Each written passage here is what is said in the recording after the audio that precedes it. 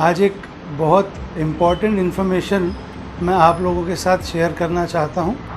आज का हमारा वीडियो छोटा ज़रूर है, लेकिन जितनी भी बातें मैं आपको बताने वाला हूँ वो सब बहुत इम्पॉर्टेंट बातें हैं, आपके काम की बातें हैं, तो ध्यान से सुनिएगा। जैसा कि आप लोग जानते हैं, कोरोना की वजह से स्कूल्स अभी तक खुल नहीं पाए हैं और मुझे नहीं लगता अगस्त या सितंबर के पहले ठीक से स्कूल्स में पढ़ाई शुरू हो पाएगी। कुछ स्कूल्स ने ज़रूर ऑनलाइन पढ़ाई शुरू कर दी है, पर बच्चों को ऑनलाइन पढ़ाई के लिए बहुत सारी दिक्कतों का सामना करना पड़ रहा है। जैसे स्मार्टफ़ोन, टैबलेट या लैपटॉप, ये सुविधा सभी बच्चों के पास उपलब्ध नहीं है।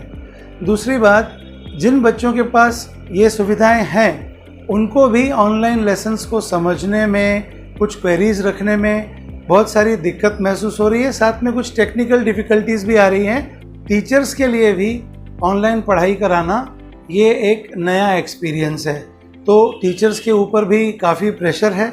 इन कारणों की वजह से जो हमारे एजुकेशन बोर्ड्स हैं, जैसे CBSE है, ICSE है या दूसरे स्टेट के बोर्ड्स हैं, उनके सामने ये सवाल खड़ा होता है कि क्या इस साल हमको 10th का मैथ्स का सिलेबस पूरा का पूरा इंक्लूड करना चाहिए या उसमें कुछ कमी करना चाहिए या कुछ उसको रिड्यूस करना चाहिए।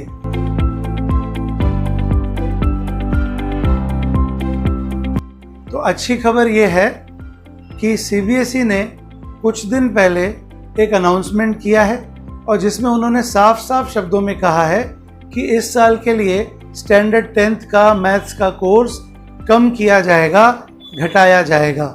और मुझे लगता है जो बाकी बोर्ड्स हैं, जैसे ICSE है और स्टेट बोर्ड्स है, वो भी अपने सिलेबस को कम करेंगे और आपको शायद पूरा कोर्स नहीं, कम कोर्स ही प्रिपेयर करना होगा।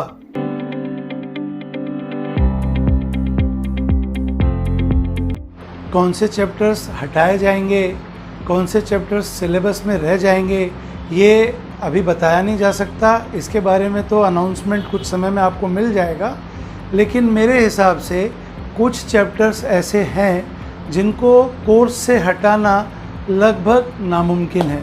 ये इतने इम्पॉर्टेंट चैप्टर्स हैं कि ये आपको आएंगे ही आएंगे, चाहे कितना भी कोर्स रिड्यूस हो जाए। तो कौन से ये चैप्टर्स हैं, मेरे साथ आप ये नोट कर लीजिए, मैं एक एक करके आपको बताता हूँ।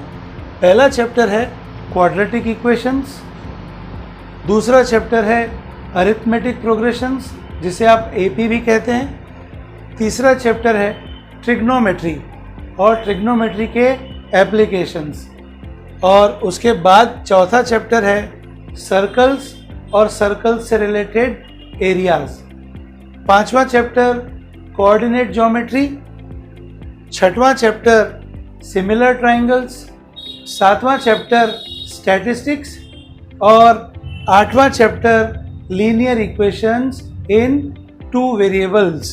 तो इनमें से 8th चैप्टर जो है वो ICSE के सिलेबस में नहीं है, बट स्टेट और CBSE बोर्ड्स के सिलेबस में ये 8 चैप्टर आते हैं।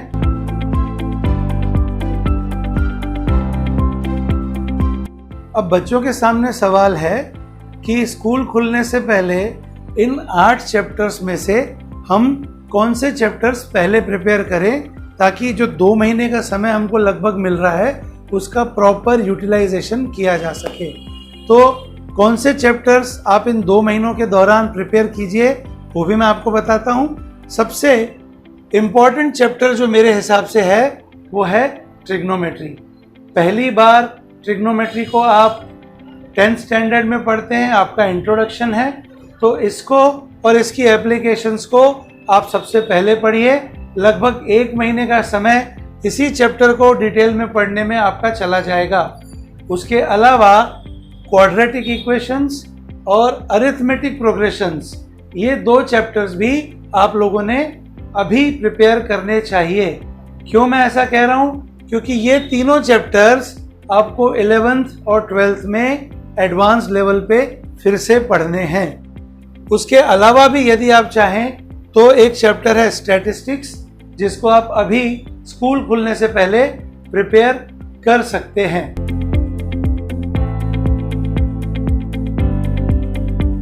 मेरी भी यही कोशिश रहेगी कि इन्हीं इम्पोर्टेंट चैप्टर्स के वीडियो मैं सबसे पहले बनाऊं।